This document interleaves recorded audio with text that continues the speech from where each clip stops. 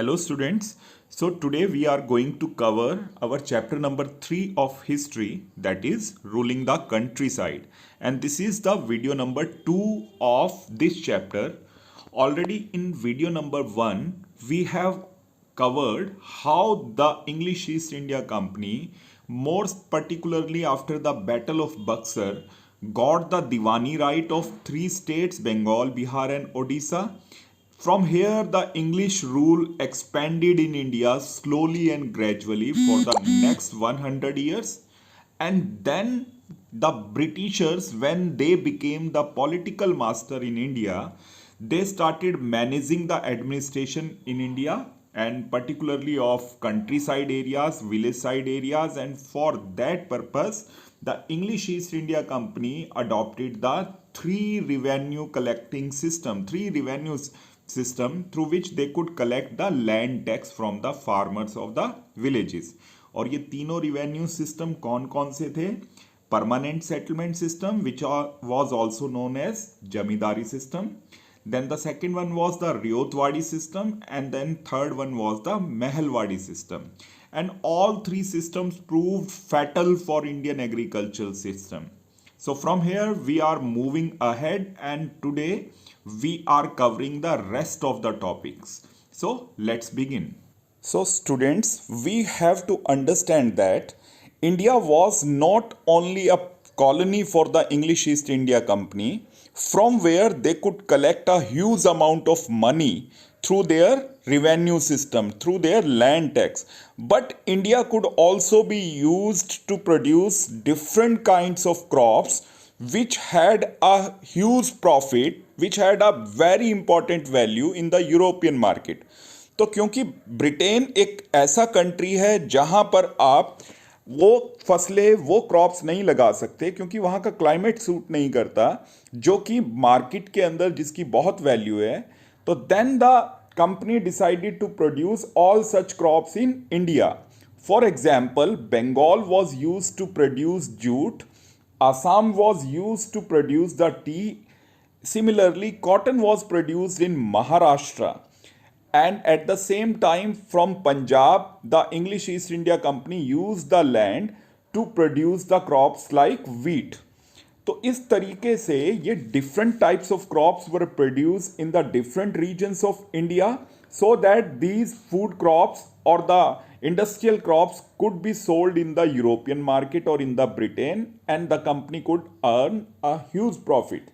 अब for example ये आपके सामने दो इमेजेस दे रखी हैं. These beautiful cotton designs, they have been designed by the left hand side design is produced by the this particular image is called kalamkari print. It was produced by the weavers of Andhra Pradesh. Similarly, this right hand side beautiful design had been produced by William Morris, a very famous designer or artist, at the same time poet. He was, and he produced such a beautiful designs which was known as Morris design.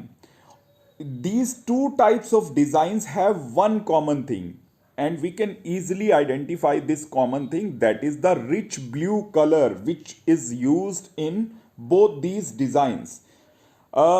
From where this rich blue color could be extracted, and that could be extracted from a plant which was called indigo plant. So indigo is a natural plant through which the blue dye could be extracted, और फिर इस Indigo plant से मिलने वाला वो blue colour का die cotton clothes में लगाया जाता था, और उसको ये रिच और अट्रैक्टिव ब्लू कलर प्रोवाइड किया जाता था. तो that is why indigo plant had a huge demand in the European market. So अब समझते हैं what is the connection of indigo plant with India. So indigo is a plant of tropical region, और हम सबको पता है कि India lies in the tropical region. So obviously this plant could be produced in India as compare to European region which is a temperate region area. तो वहां पे Indigo produce नहीं हो सकता. तो इसीलिए इंडिया को फोकस किया जा रहा है ब्रिटेन के द्वारा। और क्यों किया जा रहा है उससे पहले आपको समझना है कि Indian Indigo had a huge demand in the European market from the 13th century. Britain, Italy, Germany, these were the countries who were importing indigo from India from the 13th century for their textile industry. अब क्योंकि Indigo एक better quality का plant है, उससे निकलने वाली blue die जो है वो बहुत बढ़िया फाइन क्वालिटी की है। That's why Indian Indigo had a huge demand. अब at the same time in Europe, one plant also being used for the production of this blue dye color. That plant is known as woad plant, woad, WOAD. लेकिन जो वोड plant है उसके साथ problem ये है कि उसका कलर, उसकी डाई उतनी इफेक्टिव नहीं है जितनी कि इंडियन इंडिगो की है। तो क्योंकि जो चीज़ इफेक्टिव है नेचुरली उसका रेट ज़्यादा होगा, उसका प्राइस ज़्यादा होगा। और जो वोड की प्लांटेशन करते हैं यूरोप के अंदर farmers, they pressurise their government to put restrictions on the import of indigo which was coming from India. तो उनके प्रेशर्स की वजह से यूरोपियन गवर्नमेंट्स ने अपने अपने देशों में इंडिगो की सप्लाई इंपोर्ट के ऊपर रोक लगा दिया। लेकिन उसके बावजूद भी जो प्रोड्यूसर्स थे, जो अच्छी क्वालिटी का कपड़ा बनाना चाहते थे, दे वर डाइंग और दे वांटेड टू ब्रिंग और import the Indian Indigo at any cost. फिर सिचुएशन बदलती है 17th सेंचुरी में। यहाँ इंडियन इंडिगो के ऊपर रिस्ट्रिक्शंस लग चुकी हैं, अब वो पहले की तरह नहीं आ रहा है। लेकिन 17th सेंचुरी तक आते आते ये जो यूरोप के देश हैं, इन्होंने दुनिया के काफ़ी बड़े हिस्से के ऊपर कब्जा कर लिया है। अब ये कौन कौन से देश हैं और इन्होंने कौन से ऐसे एरियाज पे कब्जा कर लिया है, उनको अपनी कॉलोनी बना लिया है जहां पर ये इंडिगो का प्रोडक्शन कर सकते हैं और वहां से फिर ये इंडिगो ईजिली अपनी कंट्री में ला सकते हैं। तो these traders who occupied the different colonies in the world, they pressurized their respective government to remove these restrictions on the import of indigo. तो ये जो व्यापारी लोग हैं ये अपनी सरकारों को प्रेशराइज करते हैं कि वो अपनी अपनी यहाँ पर लगने वाली इंडिगो की रिस्ट्रिक्शंस को हटा दें, क्योंकि अब इंडिगो सस्ता अवेलेबल है, दुनिया के अलग अलग कॉर्नर से आ रहा है। तो ये कौन कौन सी कंट्रीज हैं? सबसे पहले the French company, they started cultivating the indigo in the Saint Domingo, that is the part of the Caribbean islands, today's West Indies area. Similarly Portugal, the Portuguese who came to India first of all, they started the cultivation of indigo in Brazil, and then this indigo was imported to Portugal. Similarly, the neighboring country of Portugal, that is Spain, that was importing indigo from this area which is known as Venezuela. And now the Britain was importing indigo from Jamaica, from Caribbean island, and similarly from 13 colonies of America, north America. तो अब तक Britain का जो Indigo आ रहा है उनका main focus north America और Jamaica, जो कैरेबियन आइलैंड का पार्ट है, वहाँ से ब्रिटेन का इंडिगो पहुँच रहा है ब्रिटेन के मैन्युफैक्चरर्स के पास, और उस इंडिगो का इस्तेमाल वो कर रहे हैं अपने क्लोथ्स को डाई करने के लिए। लेकिन when they became the political master of India, then they decided to exploit the natural situation, climate and the soil of India, and decided to produce indigo in India as well. तो धीरे धीरे अब हम देखेंगे कि Britain का shift जो है वो इंडिया की तरफ होगा, और उसके पीछे दो बहुत बड़ी घटनाएं काम करेंगी जो आपको इस लास्ट पैराग्राफ में दे रखे हैं। Number 1 is the industrialisation in Britain in the 18th century. तो 18th सेंचुरी में ब्रिटेन पहला देश है जहां पे इंडस्ट्रीज लगनी शुरू होती हैं, फैक्ट्रीज लगनी शुरू होती हैं, particularly in the cotton textile industries, textile mills setup हो जाती हैं वहां पे। तो naturally all of a sudden जो कपड़े का प्रोडक्शन है वो बहुत तेजी से होने लगेगा।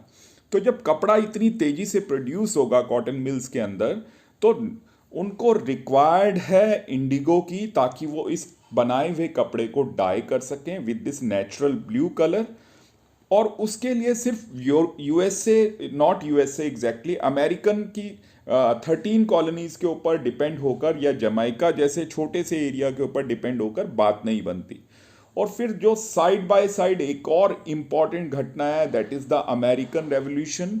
और अब ये जो 13 कॉलोनीज, जो कि नॉर्थ अमेरिका की 13 कॉलोनीज के ऊपर ब्रिटेन का कब्जा है, वो भी अब ब्रिटेन के हाथ से निकल जाएगा। तो जो सबसे बड़ा सप्लायर है ब्रिटेन के लिए ये 13 कॉलोनीज ऑफ नॉर्थ अमेरिका, जब वो ब्रिटेन के हाथ से निकल जाएंगी, और उसी समय पे इंडस्ट्रियलाइजेशन बड़ी तेजी से ब्रिटेन में फैल रहा है और उनको इंडिगो की रिक्वायरमेंट है ताकि वो अपने बनाए हुए कपड़े को डाई कर सकें। तो ऐसे में अब ब्रिटेन के पास एक ही ऑप्शन बचती है और वो ऑप्शन है इंडिया की।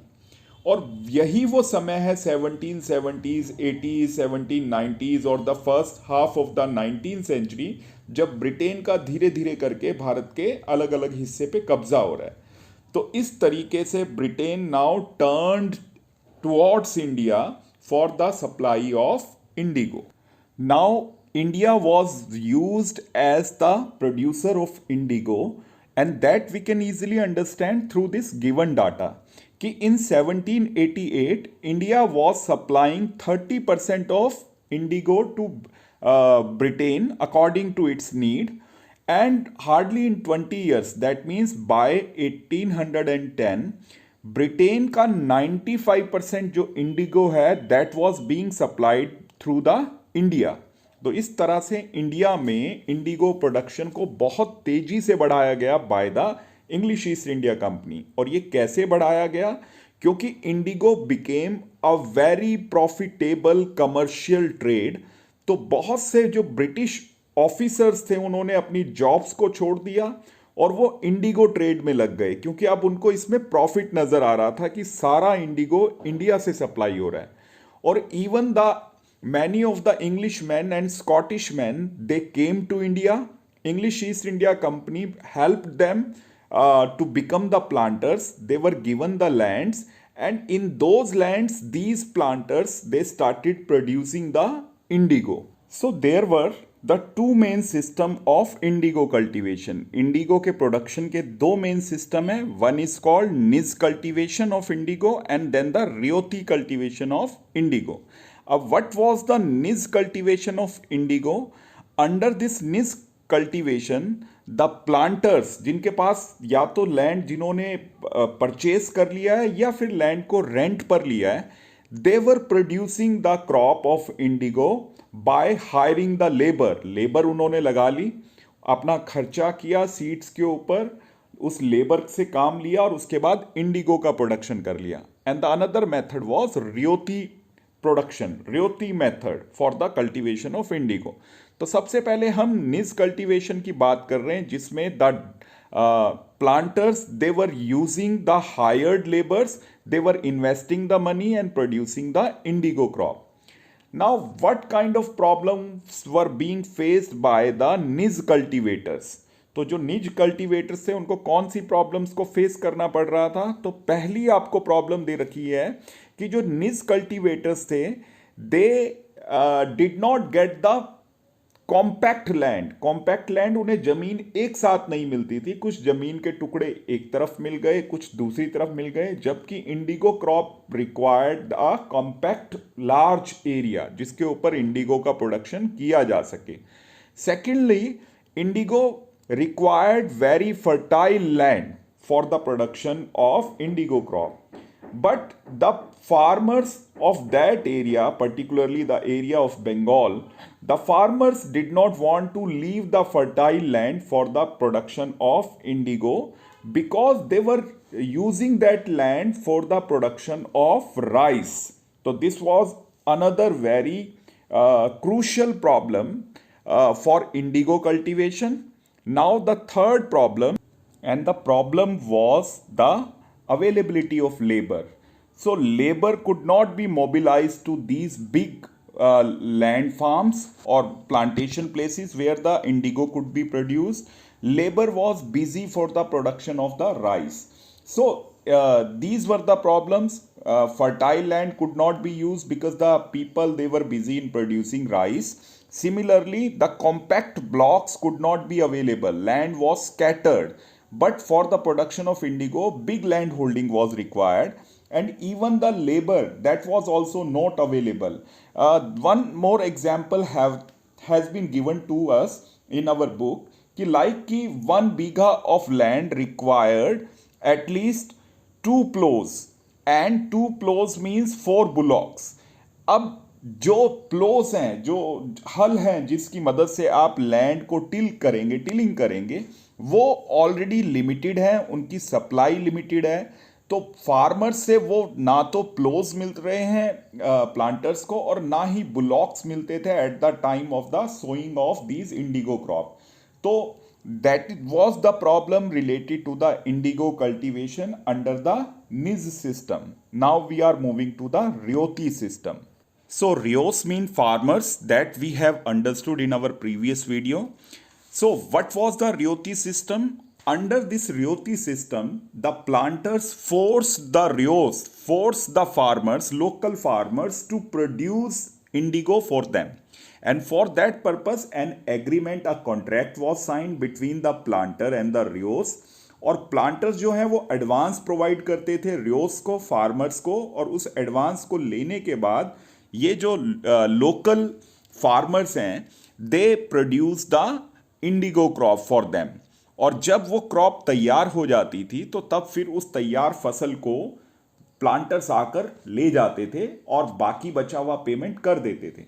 देखने में सब कुछ ठीक लगता है, लेकिन असल प्रॉब्लम कहाँ है? क्योंकि रियोती सिस्टम में भी प्रॉब्लम फेस करते हैं farmers, and the problem lied with the contract, the amount which was decided for the cultivation of indigo. तो ये क्या अमाउंट था? जो इंडिगो का प्रोडक्शन कर रहे हैं इंडियन फार्मर्स, उसके बदले में जो पैसा उनको मिल रहा है वो बहुत कम मिल रहा है. तो वो इतना कम पैसा मिल रहा है कि इंडियन फार्मर्स को इतनी मेहनत करने के बाद, इंडिगो के प्रोडक्शन के करने के बाद, उनके पास कुछ भी नहीं बच रहा है. So those farmers who had signed this contract and who got the loan at lower interest rate, they did not get anything in the end. So this was the first problem. अब दूसरी problem क्या है कि indigo farmers को planters force कर रहे हैं कि they had to produce the indigo on their best land, on their most fertile area. और already in the fertile area these farmers were producing rice crop. तो एक उनके लिए ये प्रॉब्लम है कि अब वो राइस लगाएं या इंडिगो. तीसरा प्रॉब्लम ये है कि जो इंडिगो का प्लांट है that had deep roots, long roots, और ये जो इंडिगो का प्लांट है ये सॉइल की फर्टिलिटी को ख़त्म कर देता है. तो एक बार अगर आपने इंडिगो लगा लिया तो नेक्स्ट टाइम आप नेक्स्ट ईयर उसके ऊपर राइस का कल्टीवेशन नहीं कर सकते, क्योंकि सॉइल की फर्टिलिटी जो है वो काफ़ी हद तक इंडिगो प्लांट ख़त्म कर चुका है. और फिर चौथी चीज़, the indigo plant was very delicate मतलब इसका बहुत ध्यान रखना पड़ता था. एक बार आपने इंडिगो का क्रॉप लगा दिया तो आपको पूरा ध्यान रखना पड़ता था जब तक फसल तैयार ना हो जाए. तो it required a lot of labour and the profit was not according to the labour, they were not getting proper profit. तो all these were the problems related to the indigo cultivation under the Ryoti system. So I hope you understood each and everything related to today's video. So it's time to say goodbye. Thanks for watching the video. Have a nice day.